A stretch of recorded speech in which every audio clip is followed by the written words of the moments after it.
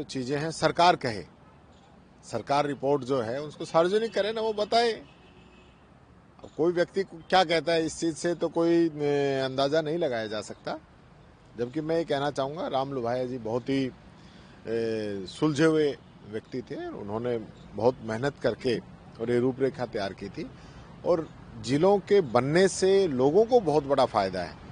हरियाणा के अंदर आप देखोगे, हरियाणा की भौगोलिक स्थिति अगर उनका क्षेत्रफल लगाएं तो हमारे 2-3 जिलों जितना है पूरे हरियाणा। और हरियाणा के अंदर 23 जिले हैं, मध्य प्रदेश हमसे छोटा है, उसके अंदर 53 जिले हैं। आज ही गुजरात के अंदर एक जिला और बढ़ा दिया।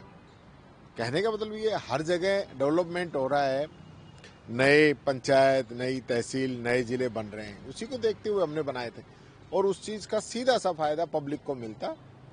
नजदीक न्याय था, मॉनिटरिंग अच्छी होती, लोगों को रोजगार मिलते, उतने पद क्रिएट होते, उतना डेवलपमेंट होता, और उस चीज का फायदा मिलता। जब हमारे यहाँ पे चाहे दौसा बना हो, चाहे सवाई माधोपुर छोटा कॉम्पैक्ट रहा हो, चाहे टोंक छोटा हो, चाहे हमारा बारा है, प्रतापगढ़ है, छोटे छोटे जिले बनाए थे, आज तरक्की कर रहे हैं, लोगों को फायदा हो रहा है। तो छोटे जिले बनाना का मतलब ये नहीं है कि हमने कोई पॉलिटिकल फायदा लेने के लिए बनाए थे, हमने जनता की सुविधाओं के लिए बनाए थे। इनको रास नहीं आ रहा, समय आने पर जनता इनको जवाब देगी। एक बार तो सत्ता में जब विपक्ष में थी बीजेपी, तो पेपर आउट को लेकर काफ़ी कुछ माहौल हुआ था। ऐसा ही भर्ती को लेकर जो किरोड़ी लाल मीणा जी ने लगातार प्रदर्शन करते रहे, अब वापस से ट्रेनिंग पे भेजा जा रहा है। और ये सब कुछ देखिए, इन लोगों की कथनी और करनी के अंतर है।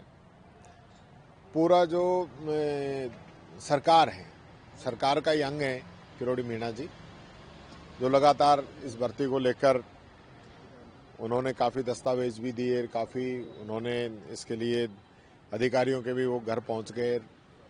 लेकिन हुआ क्या, आज जिन लोगों को आपने पकड़ा वो जमानत पे आ गए, वापस ज्वाइन कर रहे हैं, स्टे मिल गया, और अब सरकार भी जो चयनित अभ्यर्थी हैं उनको ट्रेनिंग पे भेज रही है।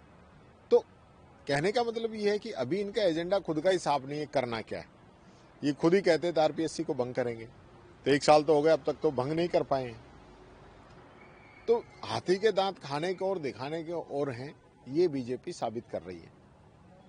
एक बार तो बोरवेल में चेतना गिरी थी, 10 दिन हुए, करोड़ों रुपए खर्च हो गए, सरकार का कोई ध्यान भी नहीं गया, कोई नुमाइंदा वहाँ पर गया। देखिए, सरकार का पहले दिन से इसके अंदर जो है मॉनिटरिंग ना के बराबर थी, पूरा फेल्यूर है इन लोगों का। 10 दिन के बाद में हम बच्ची को निकाल पाए हैं, और वो भी उसकी जान नहीं बचा पाए।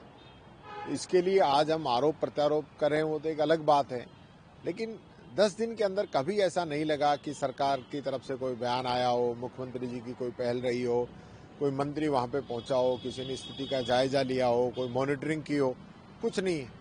10 दिन के बाद हम खाली हाथ रह गए, तो ये एक बहुत बड़ा इस सरकार का फेल्यूर है। बात करते हैं राइजिंग राजस्थान की, बात करते हैं डबल इंजन की, एक बोरवेल से बच्ची की जान नहीं बचा पाए हम, और इससे ज़्यादा क्या कहें।